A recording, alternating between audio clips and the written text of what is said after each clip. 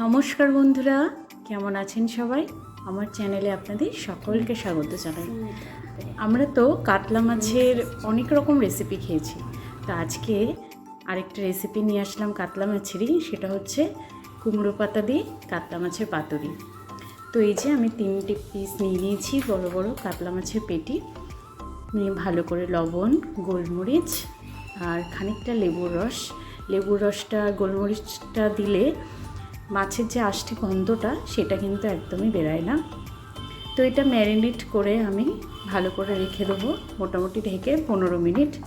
তো মাছটা এখানে ম্যারিনেশন হতে লাগুক। আমি যেই মিক্সিং জারে গোলমরিচ গুঁড়ো করে রেখেছিলাম সেই জারটাতেই 2 চামচ পোস্ত নিলাম, নেব 2 চামচ কালো সর্ষে। এই সর্ষেটা ভালো করে পেস্ট করতে গেলে আমার এখানটায় লবণ দিতে হবে। অবশ্যই সর্ষে যখন পেস্ট করবেন লবণ অ্যাড করবেন।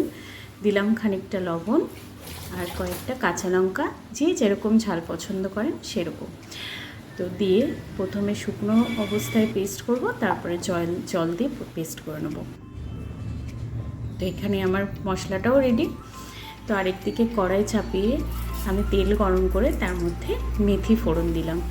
দেখুন, এই মেথিটা কিন্তু আমি পাতুরিতে একদমই দেব না, জাস্ট মেথির ফ্লেভারটা নিলাম। মেথি ওঠানো হয়ে গেছে, তো আমি মেথিটা সরিয়ে সেই একই তেলে আমি এখানটায় পেঁয়াজটা ভাজতে দেব।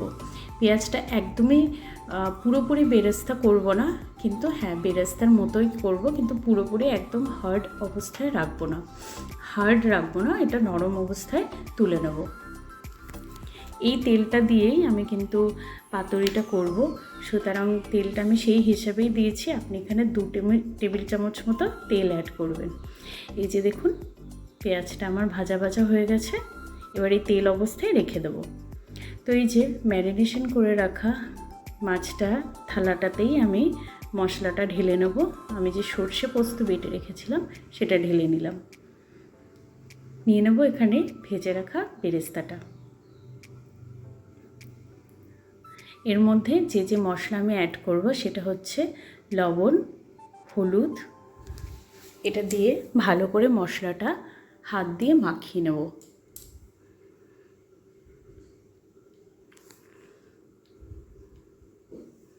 খুব ভালো করে একটু সামান্য চিনি দেবেন এর মধ্যে, দিয়ে ভালো করে যাতে স্বাদটা এটার ব্যালেন্স হয়, ভালো করে আমি এটা মিশিয়ে নিলাম।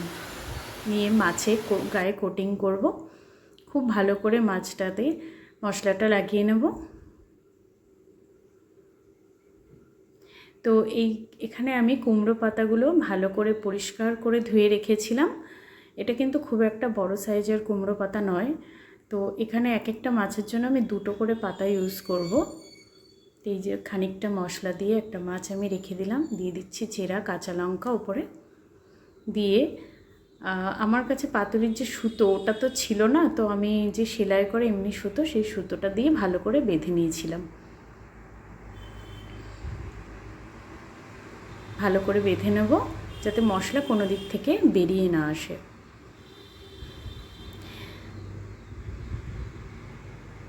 খুব ভালো করে এটাকে বেঁধে নিতে হবে।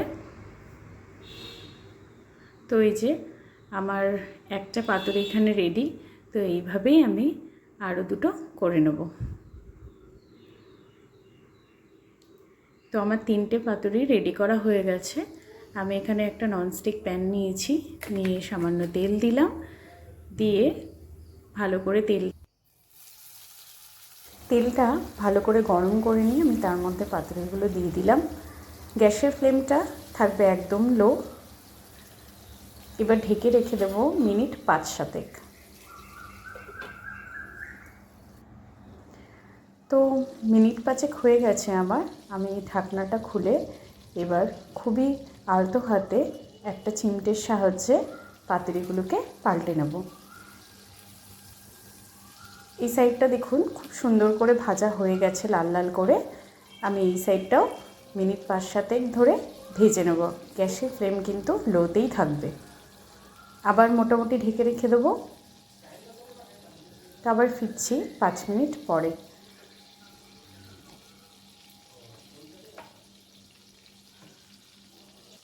পাতুরি কিন্তু আমার একদমই রেডি। এবার আমি সার্ভ করব গরম গরম ভাতের সাথে। যখন পাতাগুলো খুলবেন, মাছটা দেখবেন খুবই মানে স্টিমে, খুবই সফট এবং মাউথ ওয়ার্মিং। খেলে আপনি বুঝবেন যে এটার আসল স্বাদটা কী। সেই মেথির যে ফোড়নের গন্ধটা এর মধ্যে এত ভালো লাগে, পার্টিকুলার এই পাতুরিতে মেথির ফোড়নটা খুবই ভালো লাগে। তো একবার ট্রাই করে অবশ্যই জানাবেন। আজকের রেসিপি এই অবধি, দেখা হবে আমার নেক্সট কুকিং ব্লগে। টাটা, সবাই ভালো থাকবেন।